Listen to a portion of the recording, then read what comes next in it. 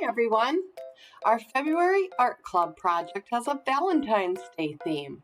We're going to learn a little bit about an American candy manufacturer who came up with the idea for conversation hearts and some fun little facts about this iconic Valentine's Day candy. I love looking for the perfect little message to give someone I care about. How about you? Do you agree that they are super fun little Valentine's Day treats? Well, listen to this true story. The original version of the iconic conversation hearts were called sweethearts. Valentine's Day has been around for hundreds of years, but in 2019, just last year, it was the first holiday in nearly 120 years without a fresh batch of Sweethearts conversation hearts.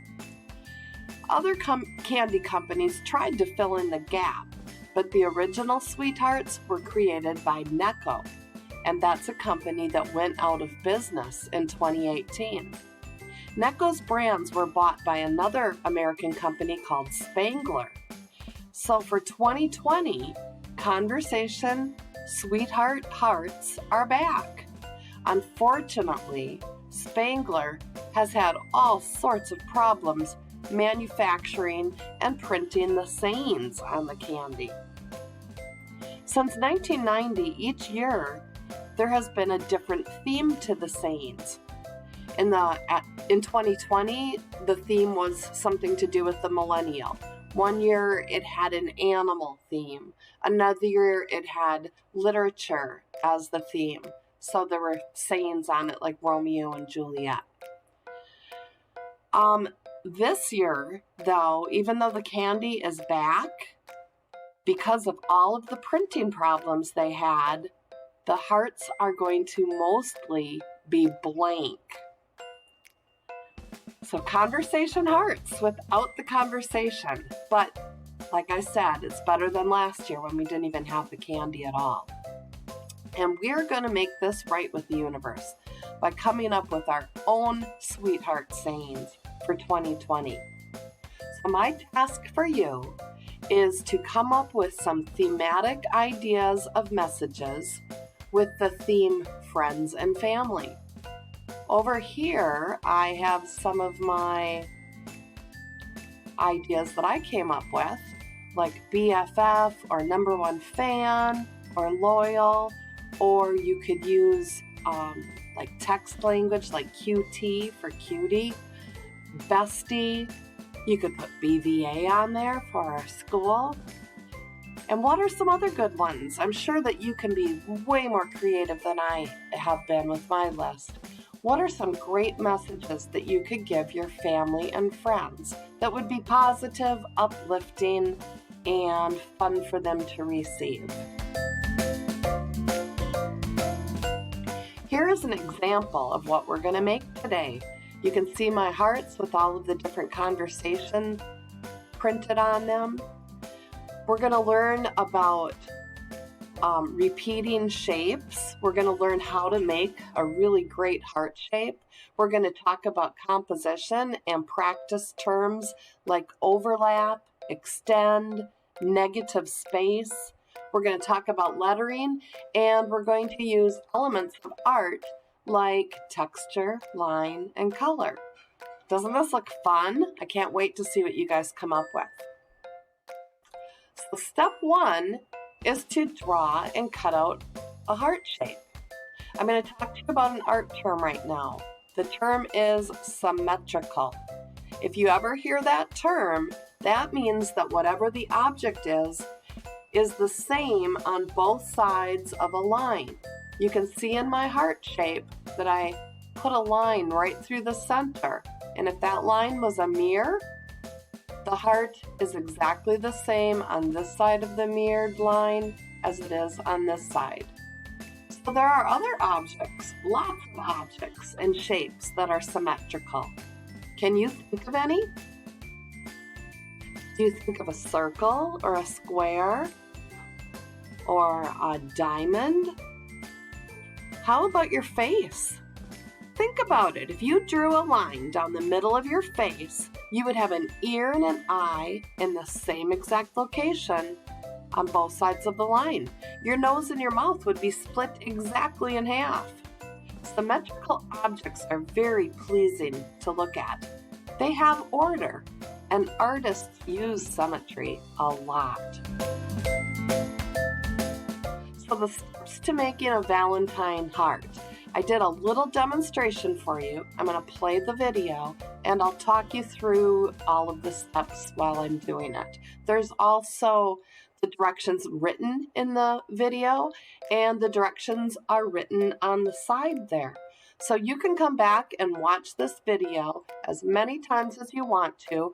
I'll have the slideshow in our Google Classroom and just really practice making hearts. I think they're such a cool shape to make. So here we go.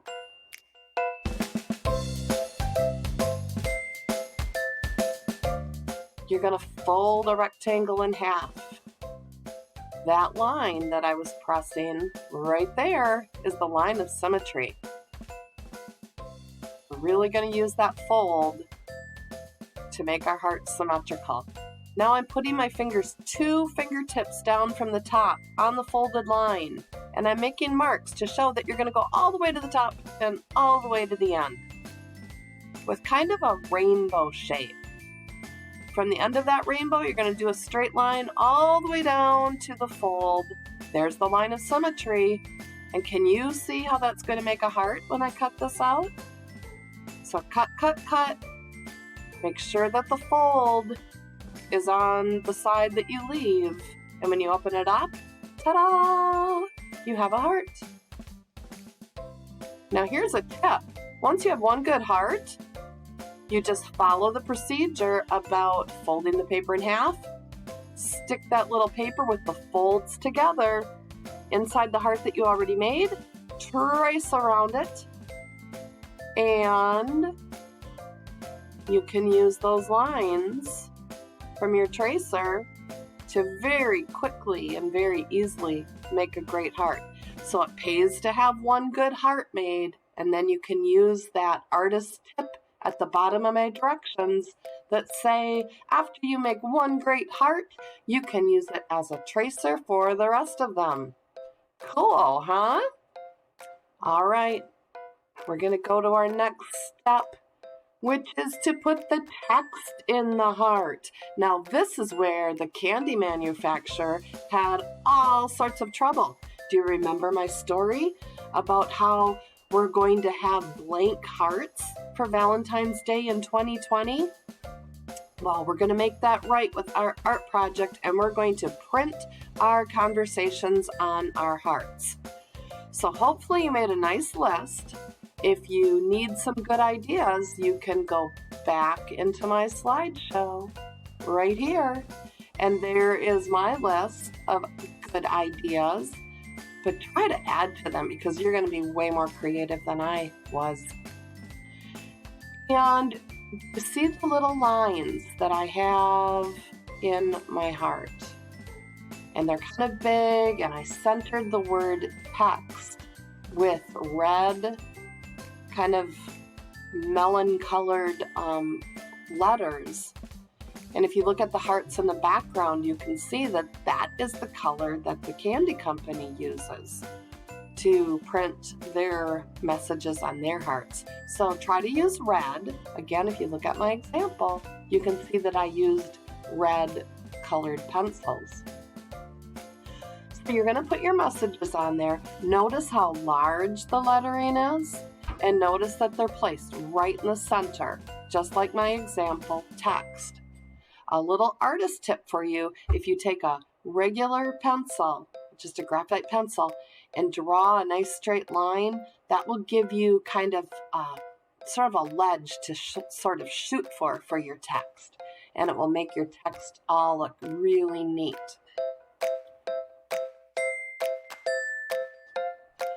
After you have your text written on all of your hearts, now you're at the fun part. This is where you're going to arrange your hearts in a way that uses techniques called overlapping and extending off of the page. Can you see how my purple heart is kind of cut off? But your eye fills that in. And the blue heart has just the top of it cut off. But your eye fills that in. That's a trick that artists use to make their projects bigger and better than they would if you kept everything on the page.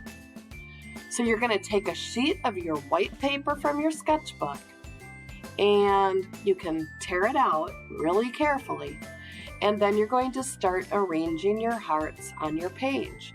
So play around with different ways of just slightly overlapping them. Let them go off the edge of the paper. We'll cut those overlapping and the extending parts off when we're all done, so don't worry about that. And it's kind of like making your own puzzle. This is one of my favorite things to do, is just kind of play around with what it looks like. I wanted my sweetheart, my red sweetheart, to sort of be the center of the focus of my composition, so I put that one right in the center where you could read it really well. So just kind of play around with it and see what looks great. I have an artist tip on this one. I want to talk about this. Let your hearts overlap, just a small part of one with another one. That creates really fun and interesting negative spaces. So all of those areas in between the hearts where I have the lines, the thin lines, those are called negative spaces. And a lot of times, negative space is what makes the composition as cool as it is. Here are some examples of really clever negative space. I'm sure you've all seen the FedEx logo. Did you realize that this area right here is actually an arrow that is pointing, that it symbolizes that your package is on its way. And the designers who designed this put the X and the E together so that the negative space around those letters actually created that arrow. That's pretty clever. I'm sure you've seen the yin-yang symbol before, and really that's just negative space. So think of the black part as being the cutout of your paper, and what's left over is just that white space. That one's kind of cool. This one right here is sort of an optical illusion. I'm not sure what you see. What do you see? Do you see two people looking at each other? Or do you see a white fancy vase in the center of the paper? If you think of the people looking at each other as the positive images, you can see that their faces looking at each other created that negative space in the center that looks like the white fancy vase. Now, artists use negative space all the time. This little drawing down below is by a very famous artist called M.C. Escher, and he was gifted with tessellations and optical illusions. And that's kind of his jam with his art, what he liked to do and what he was really good at. So when you first look at this, you probably see some black birds that repeat the same shape, and they're all flying in the same direction. That's what a tessellation is, repeating shapes that look like this. But then he took that tessellation shape and made it into those birds. But what's super clever about this is if you look at the white space between the birds and look at that really carefully, you'll see that those are actually white birds flying in the opposite direction as the blackbirds. I love M.C. Escher. You're going to want to look at some of his other work to see some of his optical illusions. He's just a super cool artist. So moving on with our next steps, you're going to take the concepts that we just talked about, the overlapping and the extending off of the page, the positive space and the negative space, and you're going to arrange your hearts to make them look really cool and really pleasing to the eye. don't worry if your heart goes off the page, like my purple one did, or my blue one, or my red one, or even this purple one. All I did is at the very end, I cut those off. So don't worry about them for now. The other thing that's going to happen when you overlap is that some of your messages might get hidden. Can you tell in this pink one up here that it says "You rock," even though part of my U is covered up? And that this one down here in the bottom says "Love you," even though part of the L is covered up? So kind of keep that in mind, because you don't want your message to be obscured or hidden. So go ahead and play around with that for a little while until you come up with something that is a really nice composition.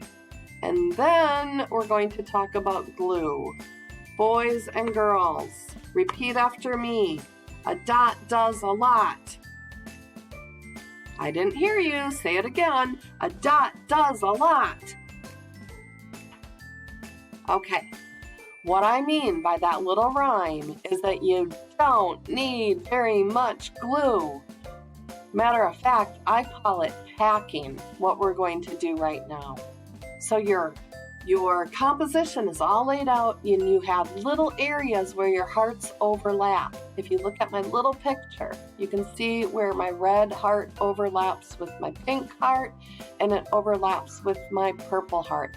You're just going to lift the top heart up and you're going to put a dot of glue on top of the lower heart and then press the top heart down so you have like a little heart and glue sandwich.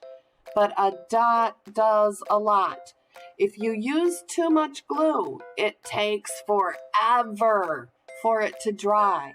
But if you just have a dot and you press it down, it will tack and it will keep your papers together. And I usually have kids look at the clock and it goes around like one trip around the clock or 1 minute. That's really all it takes if you use less glue. So a dot does a lot. Less is more.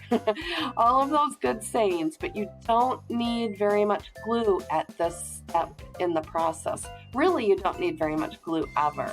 And that's one thing that I notice a lot of my student artists will do is they really overdo it on glue. So remember my little rhyme. It's your little rhyme now too. A dot does a lot, and just lift up part of the heart and put a little dot of glue down. Put the papers together, hold it for a couple of seconds just to give it some pressure, and then move on to your other hearts. So go ahead and tack your heart together. Don't glue it to the white paper yet. You're just going to tack the hearts together. And then finally, there's one more step here. Sorry about that. While it's drying, just let it sit there and rest. While it's drying, you're going to trace the shape of the heart underneath. And I'm going to show you how to do this in the live class. And the idea is that you're going to bring attention to the heart that's underneath and let the viewer know it's there. If you look at my little glue diagram here, see this kind of hot pink area where the red heart is underneath the pink heart? That's the area that you want to bring attention to and let the viewer know it's there. So in my example, where the purple heart is underneath my red heart, you can kind of feel where that is, and your eye can kind of fill it in and draw a nice, neat line. I did it with pencil first so that I didn't make any mistakes, and then I used my Sharpie marker. And I'm going to give you a little true confession here. I used my black Sharpie marker. I wish I would have used one of my more colorful markers from my permanent marker kit. But you can use whatever you want to. You could use a colored pencil there. You could use your black Sharpie, or you could use a marker that is a color or a variety of colors from your permanent marker collection. And then inside of that overlap, you're going to put what is called texture. And maybe you've heard the word Zentangle, which is just kind of doodling. So you're going to fill those areas up with texture or Zentangles to give the overlapped area a little bit of contrast. I'm going to show you my final composition one more time. And can you see how I have each of those areas where the overlapping is kind of called out? I finished those lines, I drew those lines, and then there's a little bit of texture in there. So I think that looks pretty cool.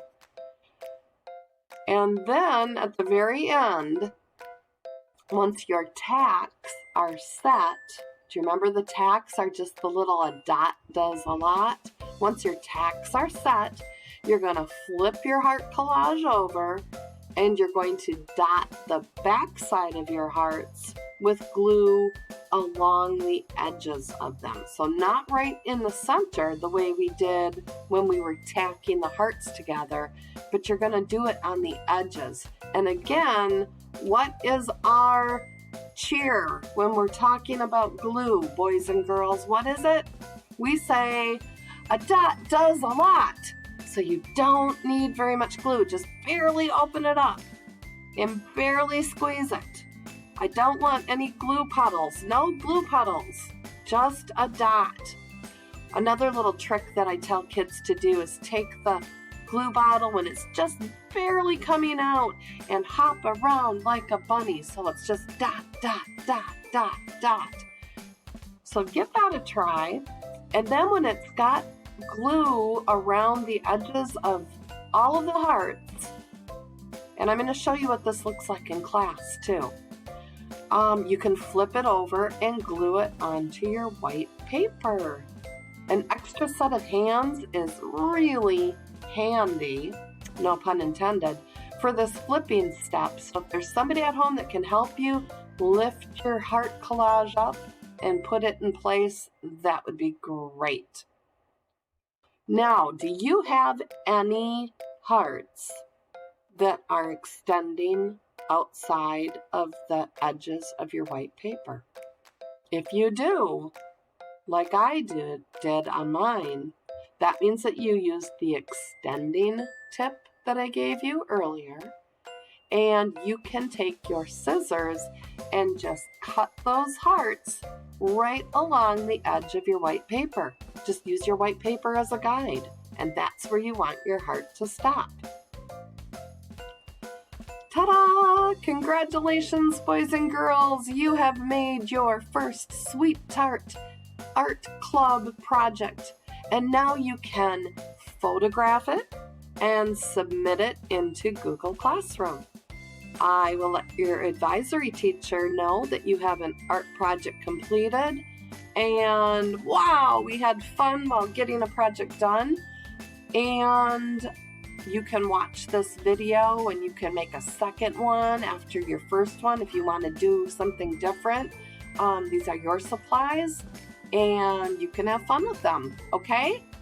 I will see you next time in March. And in March, our theme is lions and lambs. What are we going to do with lions and lambs? Stay tuned and you'll find out. Thanks for coming, everybody.